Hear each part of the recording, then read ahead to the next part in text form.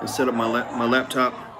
And give me a second here. Sorry, I was hitting a little button.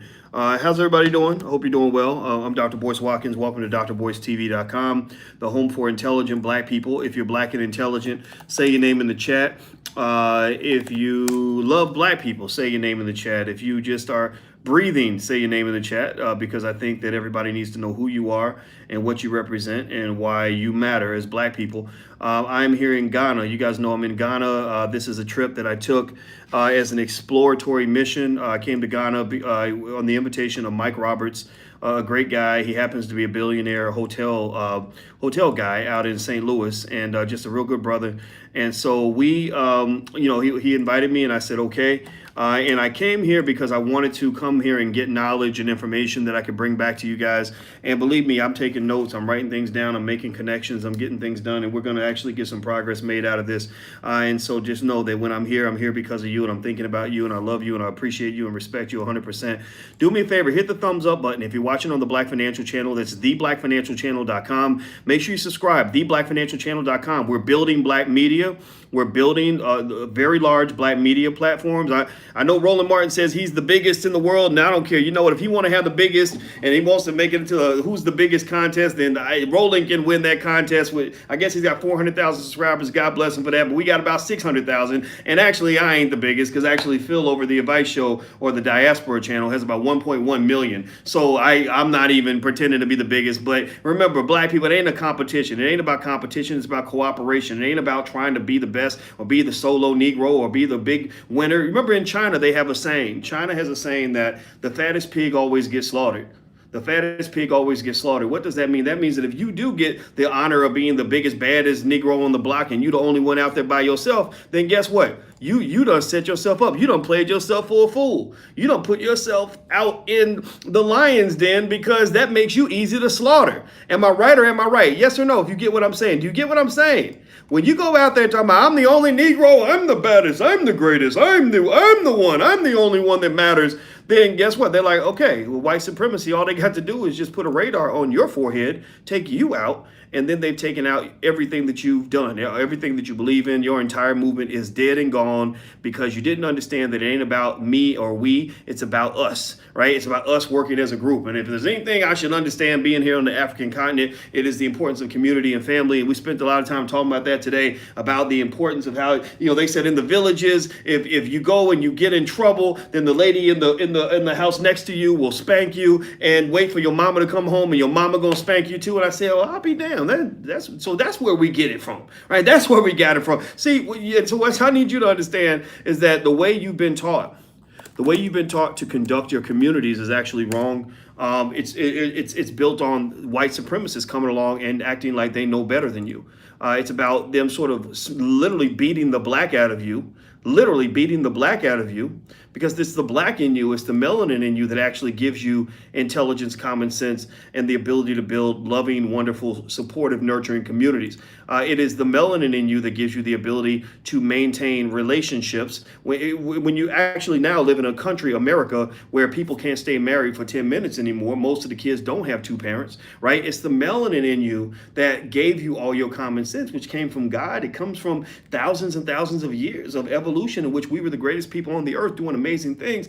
Don't throw that away. Don't throw that away. So let me back into the conversation. I'm gonna jump in. Okay, so hit the thumbs up button. Please hit the thumbs up button if you haven't done it. Very important.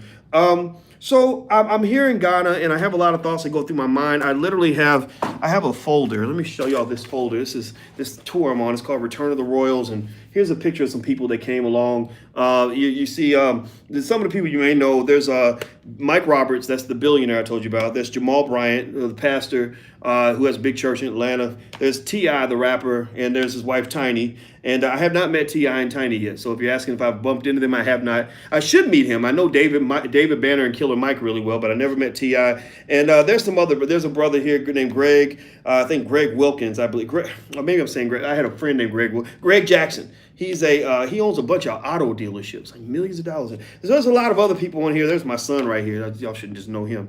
But anyway, outside of that, there's a bunch of other great people here, and it's been just an amazing trip, and I've learned a lot. And I was actually in the sessions, and I was taking notes as we were talking about ways for African Americans and people in Ghana and other parts of the diaspora to do business together. I was taking notes. And let me tell you what happened. Let me tell you about my epiphany. I had 2 epiphanies today. I have about 18 a day, but I had 2 epiphanies today that I want to share with you. And I'm not going to say too much because y'all know how I get. I get into my own head and I start sharing everything and it starts sounding all crazy and stuff. So I'm going to break it down to you real simple.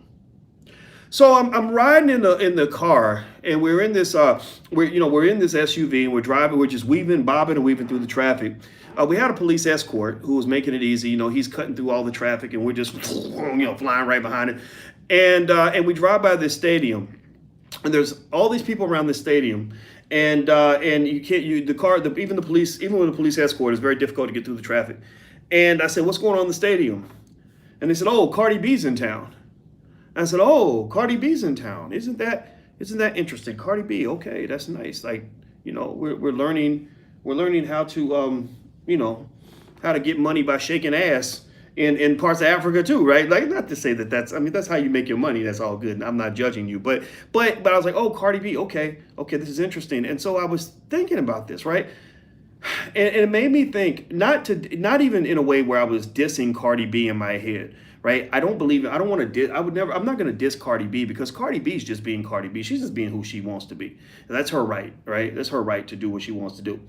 What I was really thinking about was us, right? So I'm at this conference, and we're trying to figure out, what does it take for African Americans and just black people around the world to prosper economically? How can we compete? How do we compete against the Chinese? The Chinese are coming into Africa and buying up everything, building everything, building roads and businesses and making money. They even got little Chinese babies. I don't know if y'all know about that, but that's the thing, right? People are mad because they like, damn, all these little babies coming out looking Chinese and stuff, they're taking our women, well, that's fine. I mean, anybody who's got economic power, any man with economic power might take your woman. So I'm just telling you, man, you need to just know women like, not all women, but women like the money the way y'all like the big booties, right? So if you're going to judge women for liking men that have resources, well, you got to judge. Then that's like judging men because we like big booties, long, pretty hair, whatever it is. I don't judge it. It's who you want to be with. But the thing is, there's this conversation about economic competition. This is what I'm getting to. How do we compete? How do black people compete with the rest of the world? Why aren't we competing with the rest of the world? What happened to get us to this point? And how do we get to where we are right now? So here's what I thought about, right? So all of this, while we know the history, right? We know what colonialism did, right? We know what slavery and oppression has done, right? In fact, I would argue that Cardi B is a manifestation of that oppression. This is a manifestation. The fact that you got children out here that, that have Cardi B lyrics memorized at the age of 7, but can't read at grade level. That's a reflection of white supremacy controlling the brains of your kids, right? So, give me a yes or no if you follow what I'm saying. The fact that a 9-year-old, you got 9-year-olds reciting lyrics like, shake a little ass, get a little dough. Shake it real fast, get a little mo. Right? Cardi is your economics teacher up in that mug. Like I'm not your finance professor at that point. Cardi is the finance professor in your house because she's telling your daughter, like, okay, shake a little ass, get a little dough. Shake it real fast, get a little mo. Right? That's an economic model. That's a business model, right? Seriously, to say what you want about a stripper or a hooker or a hoe or whatever you want to call them, right? But they are business people too. They are businessmen, businesswomen, right? So that's a business model. And here's the thing. Music has a power that I don't have as a lecturer.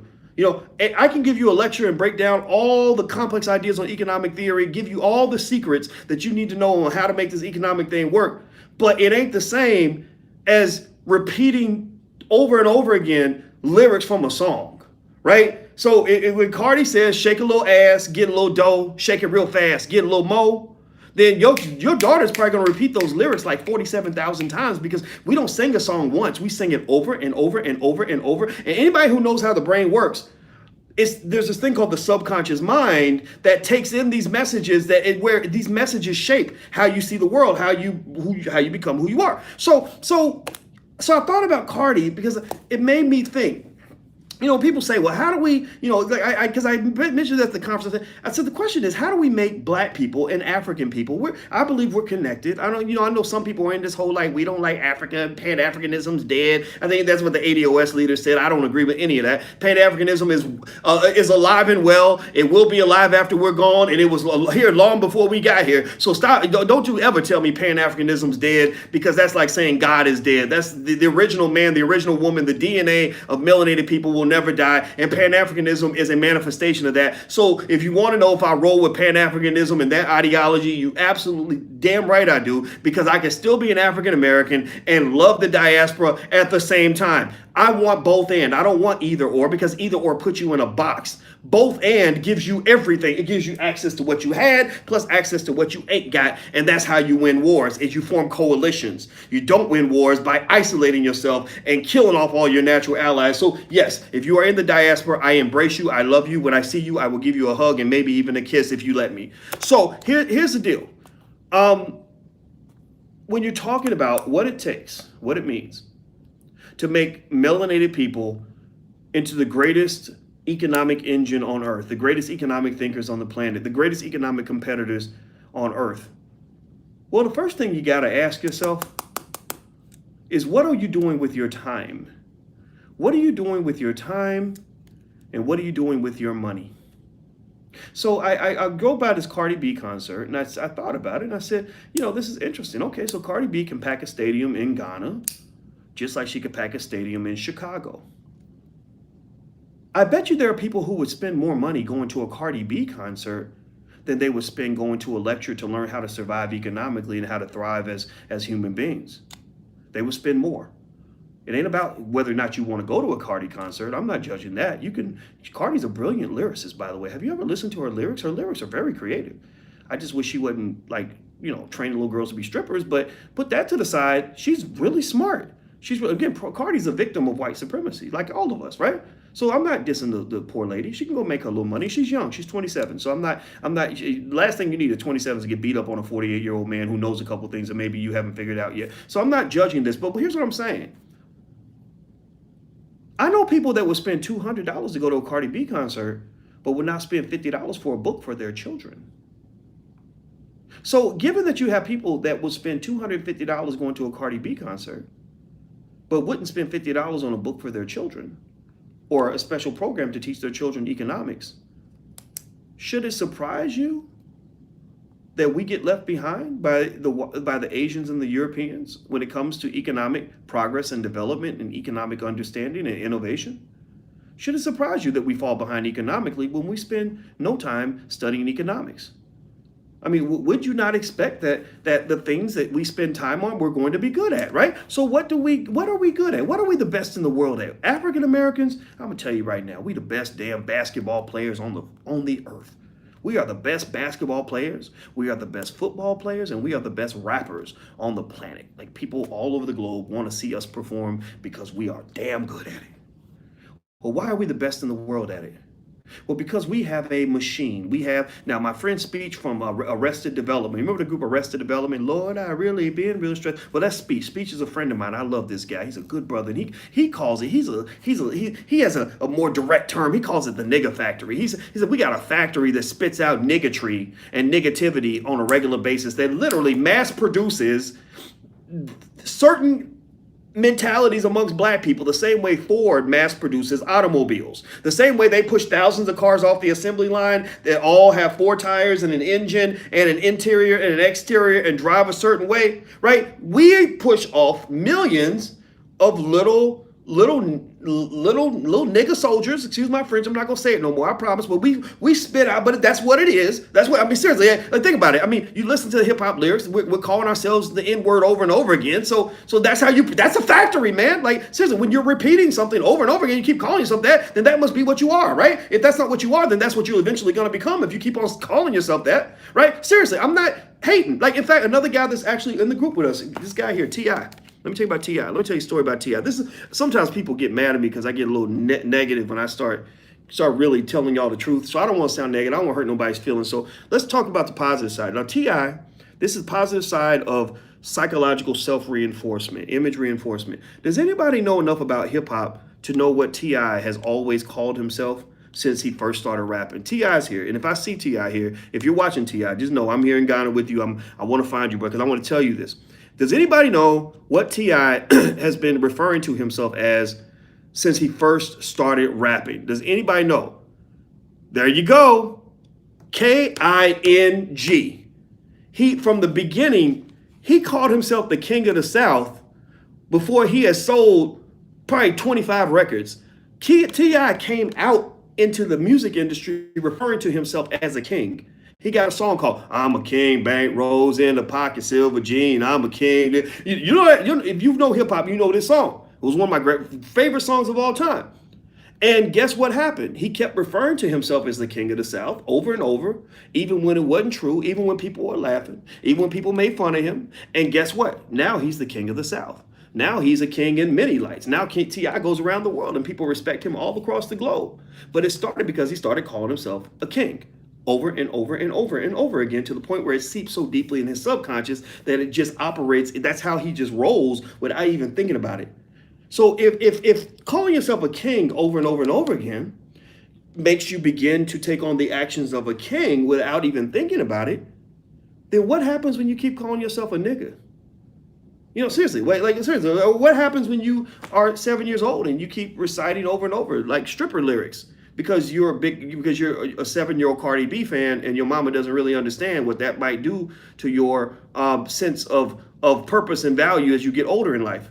I'm not saying Cardi B's a bad person. I'm just trying to tell y'all how the mind works, how the brain works. And a lot of the reason that you don't see black people achieving economically the way we should, it's because white supremacy did something to your brains. It locked your brain up to the point where you can be forgiven for the fact that you didn't start off with much. We understand why you started with nothing. What I'm trying to figure out is how you still end with nothing. How do you it's okay. Like, white supremacy explains why you started with nothing, but white supremacy does not completely explain why you end with nothing. Because people I know who have a specific mindset, who call themselves king and queen and push hard. And I'm not just talking about what name you call yourself, but people who spend time studying economics and really meditating on economic concepts and how to go get this money in an ethical way and build businesses and investment and ownership and free enterprise and development and relationship building and empire building. People who are empire builders, they might start off poor, but they're gonna die richer than you. They might start off broke as a joke, but when they get done, they're gonna have money, because there's a mindset that comes with economic accumulation. There's a mindset that comes with the development of industry. There's a mindset that comes with economic strength. You let anybody ever tell you that being rich is just a matter of somebody giving you a bunch of money and you just sitting there. No, that's not how it works. Mindset is everything. So again, when somebody asks me, well, why do I have no harvest? I say, well, what did you do with your seeds? If you have no harvest, then you can't connect the harvest to what you did with the seeds, then I feel sorry for you, because you don't even understand how this thing works. You think you're going to just pray to white Jesus and baby Jesus and it's going to just magically appear in your life? Your seeds are, at least in two areas, your time and your money. So if you want to know what happened to your wealth, ask yourself, what are you doing with your time and what are you doing with your money? When you get free time, are you watching tons of TV, or are you trying to go take a class or read a book? When you get money, are you trying to go to a Cardi B concert, or go to the club and pop bottles? Or are you trying to go and invest in yourself so that you can learn an additional skill that will make you a better human being, or better at whatever it is that you're trying to do? You see, because when you study China, and I told you, this is the second international exploratory mission I've gone on to study economic systems. The other one I did was in China. When I was in China, I didn't just study what I saw. I listened to audiobooks on the history of China, and I read art as much as I can about how China became the economic powerhouse that it is. China became the great economic powerhouse that it is for three key reasons. One, was the population. They had a billion people. That's a lot of workers in your economy. And if you can make them, most of them productive, you're going to have trillions of dollars in wealth right there. Africa has a lot of people. There's 40 million African Americans, and there's 1.2 billion black people in the diaspora, right? So we've got the people, just like China had. The second was what they call production efficiency. The Chinese became masters and experts at understanding the process to accumulate wealth. You know what they did? Let me tell you what the Chinese did. This is going to be a real interesting little rope-a-dope I'm about to break down for y'all right quick. Hit the thumbs up button. Please hit the thumbs up button as I tell you this. I asked the people in the group, I was talking to a group of people from Ghana. I said, I see the Chinese are all over Ghana. They're investing everywhere in Ghana, just like they're doing in all parts of Africa, just like they're doing in Nigeria, just like they're doing in Zimbabwe, just like they're doing in South Africa, just like they're doing in Jamaica. They're doing this all over the globe. Wherever black people live, the Chinese are there. I said, now I want to ask you a question. I said, when the Chinese come into your community, and because I said they're doing it to us in the United States too. Everybody comes to the black community in the U.S. and does the same damn thing, right? I said, when they come to your community to build something or to make money, do they ever teach you? Do they ever show you like exactly how they did it? Do they ever share the technology with you? Like if they build you a high-speed railway, do they bring their engineers over to train the engineers in Ghana to build their own high-speed railway? No, they don't. In fact, they don't even hire the people from Ghana a lot of times. They'll bring Chinese people over to do the work, right? And I said, well, let me tell you a little secret. China used to be in the same economic condition as Africa. China used to be the economic laughingstock of the world. China was so bad that nobody ever thought China would ever compete economically with anybody. Well, here's one thing that they did. They invited the Japanese. The Japanese wanted to come over. Kawasaki wanted to come over and build a high-speed railway for the Chinese. Well, the condition that they made for the Japanese to be allowed to come build this high-speed railway is they said, whatever you come over here and do, you must train us to do exactly what you're doing. You must not just give us fish, you must teach us how to fish. So when you're here, we're going to have engineers on the job with you, and we want to learn everything that you're learning how to do. And you know what those sons of bitches did? And I say sons of bitches in a good way. Like I'm giving them props. I'm not even mad about it. I'm proud of anybody that's looking out for their own. If you're looking out for your own and you're my enemy, even if you were my enemy, I'm gonna respect you more than my ally who ain't taking care of his family, right? So I might. This is not me hating on the Chinese people. This is me saying good for you. Black people need to do the same. So do you know what they did? They took that technology. And then they said, okay, now thank you very much. Have a nice day. Now we can build our own high-speed railways. And not only did they build their own high-speed railways all throughout China with their own engineers, with their own technology, they started building high-speed railways around the globe and competing with Kawasaki. Kawasaki's pissed because now they're not even getting as much business because the damn Chinese took the technology and now they're doing what they're doing. So I said, one condition you need to have of any company that comes into your country that does business is you must require them to teach your people exactly what they're doing and exactly how to do it. So that you can not only do it yourself, but you can also compete in the global marketplace in that area. That's basic math, actually. It goes back to what Dr. Claude Anderson talks about in Powernomics. He calls it the doctrine of unequal exchange. See, the Chinese have accumulated economic power because they engage in unequal exchange with the rest of the world. They're like, we're going to learn all of your shit, and then we're going to have all of our shit. So our shit plus your shit means big shit. And we're going to take from you. You're going to get nothing from us, but we're going to learn everything from you. Did you know that the Chinese even would invite companies to come set up shop in China?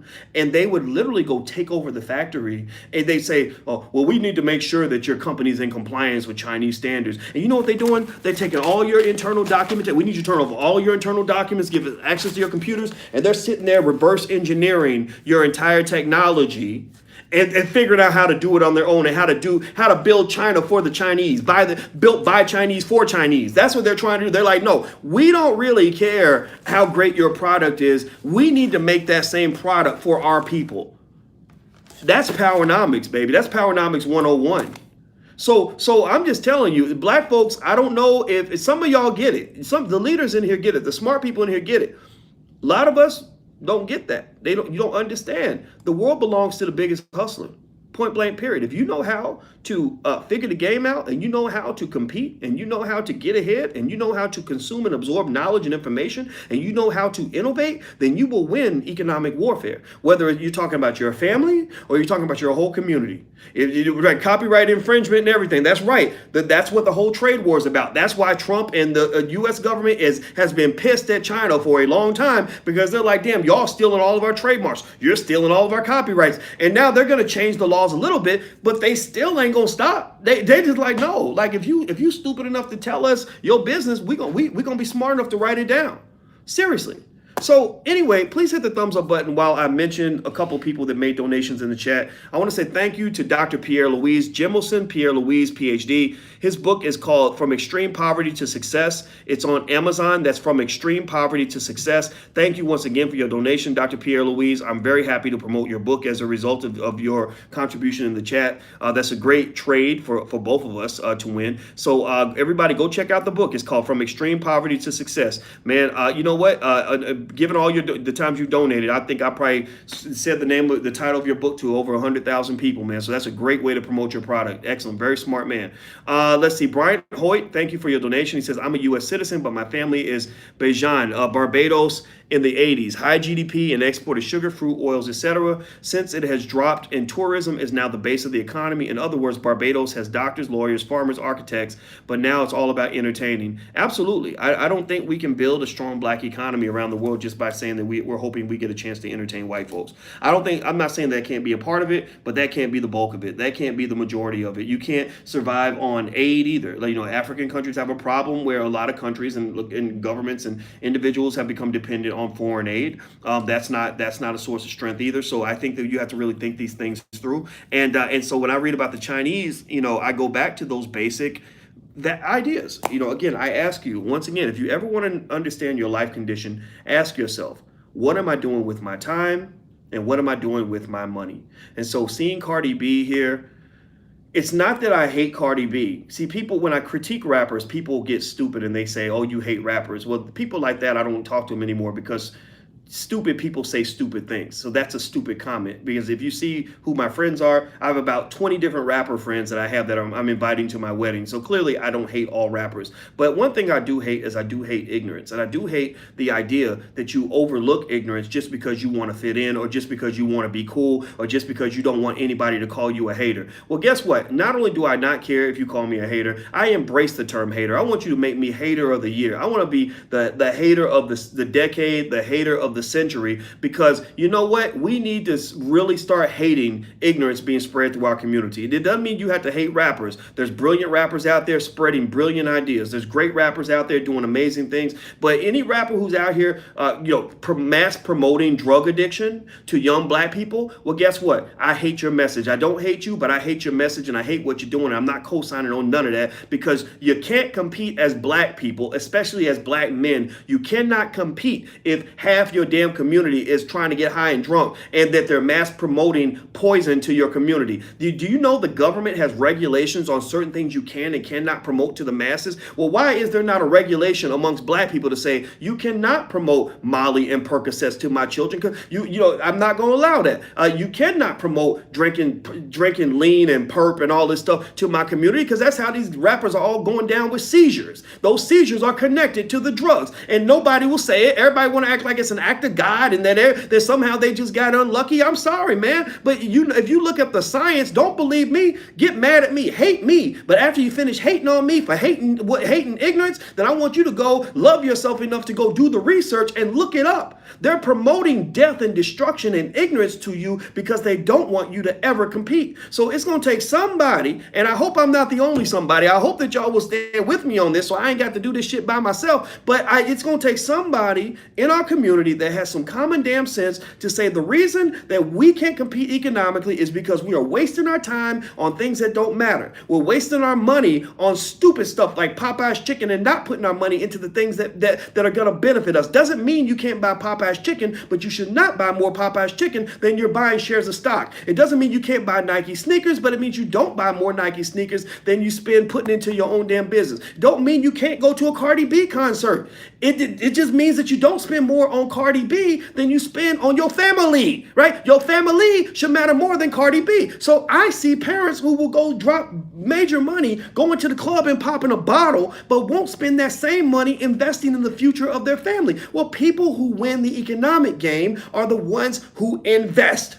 The only reason I can sit in front of you, I'm not sitting here pretending at all like I'm a big boss, like I'm the most accomplished person in the world, but I've accomplished a few things, right? I'm a successful black man, right? I have some things. I've had some money. I've done all those things. Well, the only reason I have these things is because I planted a seed and received the harvest. You're not seeing the seeds. The seeds were planted many years ago. You're seeing the harvest, and people who don't understand nature, who don't understand cause and effect, who don't understand that planting seeds is what leads to a harvest, they think I just got lucky, that I woke up one day and somehow somebody put a bunch of money in my bank account or somehow gave me a PhD because I was so good looking. I don't know what the hell they think, but at the end of the day, you must plant a seed to get a harvest. So black people, this is what I'm saying. I'm talking to the black people, not talking to the negativity in the room. I'm talking to the black people in the room. I'm talking to your melanin. What I want to say to you is that if you want to win the economic competition, a lot of it's very basic. You must plant lots of seeds, and you must also train yourself on exactly how to plant the seed and exactly how to grow the seed in the right way, how to harvest the right crops so that you will have valuable crops on harvest day that you can then take to the market. What does that mean? That means, number one, an investing culture must exceed the spending culture. I don't want you to ever come up to me and ever tell me, if you ever want to piss me off in person, if you ever meet me in person, if you ever want to make me mad, here's what you say to me. You say, Doc, black people have 1.3 trillion in spending power.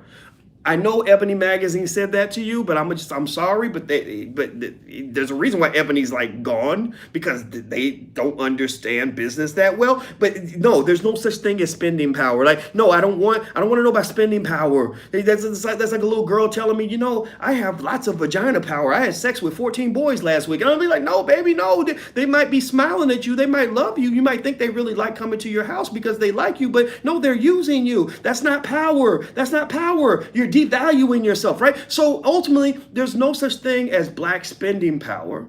There is only black investing power. So having money in your pocket means you have a choice. Do I turn that money into spending power, which is a false illusion, or do I turn it into an investing power, which is actual power?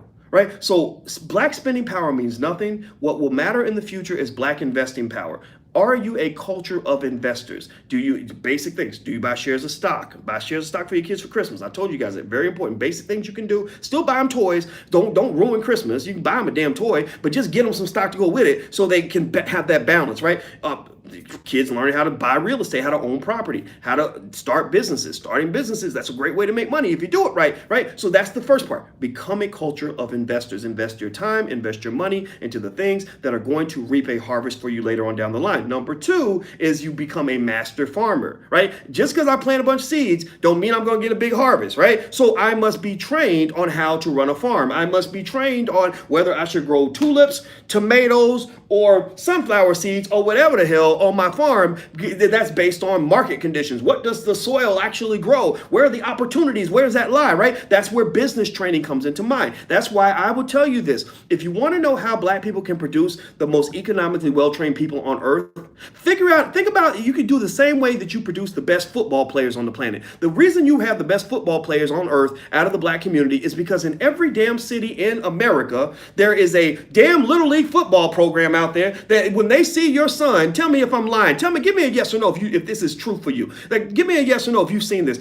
If your son is big for his age, some coach will come up and say, "Did you bring your son out for football? When you gonna bring the little man out for football?" Right?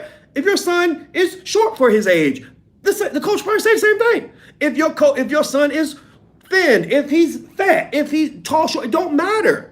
There will be some coach will see you and your child, and they will ask you to bring your child out for football to add them to this system, this mass planting of little seeds into this factory of this football factory that exists across the United States, in which the United States' unique ability to mass produce whatever it wants. The United States extends and exceeds the rest of the world because we are incredibly productive people. We are capable of mass producing whatever we want. That's how we were in World War II. We just were able to produce so many planes and guns and bullets that nobody could defeat us. They were like, damn, our planes are better, but shit, for every 2 planes we have, they have 100. Like, right? So we mass produce what we want. The nigger factories I told you about earlier, right? So you got a mass factory, a mass production mechanism, a system that mass produces thousands and millions and millions of little black boys that want to become great football players, and most 99.9% of them never make a penny playing football. 99.9% of them will never ever play in the NFL,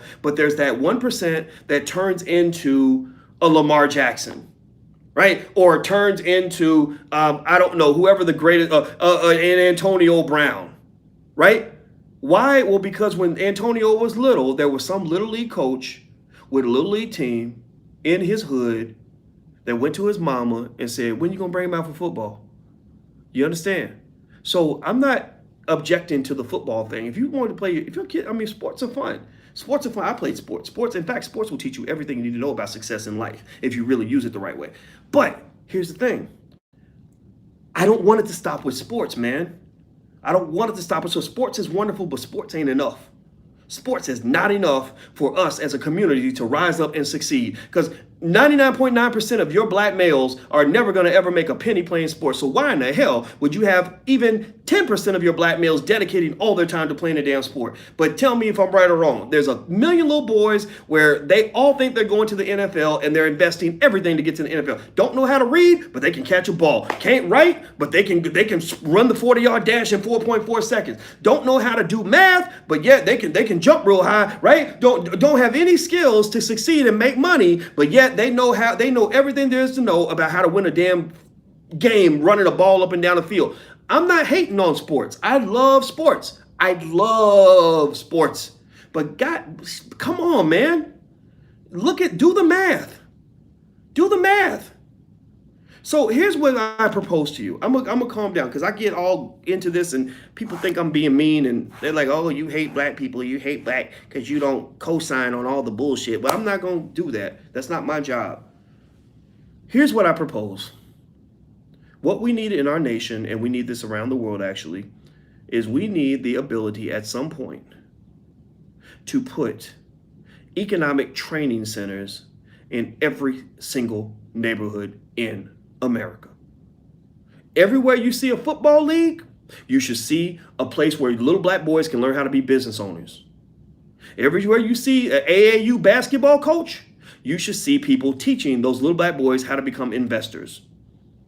Every coach out here that's watching, any sports fan that's watching, anybody who has a black boy in your house, in your life, anywhere, I need y'all to volunteer, and I need y'all to sign up for this army right now, because you win wars with armies. You can't win war with one super Negro.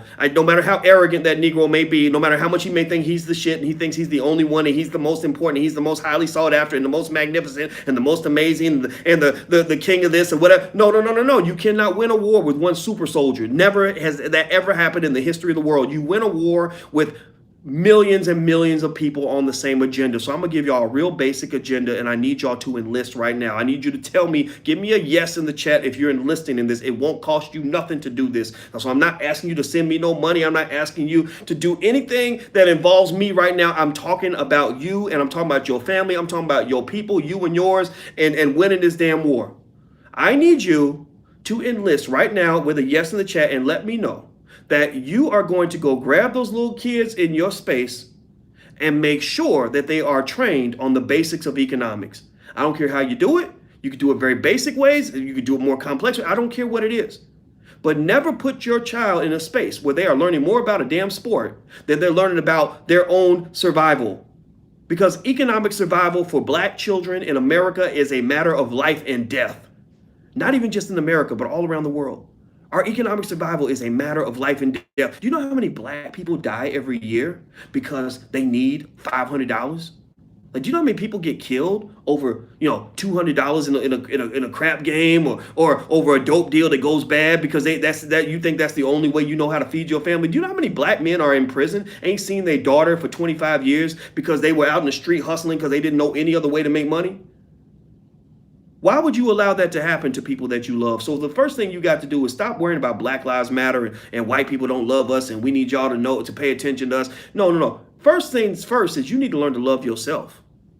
Because if you love yourself, you would not let your children be in those situations over and over and over again, generation after generation. Damn broken families, broken minds, broken spirits, going and tossing them out into a world of global economic competition. Let me just tell you a little secret. The Chinese don't do that to their people. The Chinese, they're not perfect, absolutely not. But as a country, oh, they take care of theirs. On a big scale, they take care of China. Go do the research. They evaluate your value as a Chinese citizen by whether or not you're bringing the opportunities and the resources back to China. If you're not bringing it back to China, then you kind of don't mean shit. You kind of don't matter. You kind of don't matter. So we got to get on code. That's what it means to be on code. Take care of yours, man. You are in a war. Wars need soldiers and soldiers need training. The reason you can't win the war is because you don't have soldiers, and when you have soldiers, they are not properly trained. Train your little soldiers now. Enlist them to work together with other people, to help them understand what their values are, and that's how we're going to win the war. That's it. That's all I got to say. And I'm sorry if I hurt Cardi B's feelings in the process. This is not anti-Cardi B. This is anti-stupidity. How about that? So please do me a favor. Please hit the thumbs up button, hit the share button, hit the subscribe button. I want to say thank you guys for hanging out with us. Feel free to subscribe to theblackfinancialchannel.com, THE, that's theblackfinancialchannel.com. Some of you guys are watching on there right now. That's our black-owned daily financial news and commentary channel where we give financial news and commentary from a black perspective. We're growing very, very fast. As I told you, we have hundreds of thousands of subscribers on multiple platforms, and we're going to keep growing. So we would love to have you guys, subscribe to any of that. We know that the benefit will be there. I promise you that it will. Also, please don't forget we have the Black Business School, theblackbusinessschool.com. So feel free to go to theblackbusinessschool.com, and you have a business school for children. We have all of that, and we actually have people on the line right now that can talk to you. You can get started for free. So don't let money stop you. If you don't have any money right now, that's okay. Just at least go get a free membership and maybe talk to the specialist, and then maybe later on, if you want to take a class, that's fine. But either way, I want you to get what you need. Okay, guys? So thank you guys very much. I want to say also thank you, Nasir, for your donation. I appreciate it. He says, what do you think about black-owned appliance store? I think it's a great idea. I think we need black-owned everything, actually. And China Profiles, Race, Art, and Culture. Thank you for your donation. Buy my book. The book is called Black in China by Professor Aaron A. Vessup.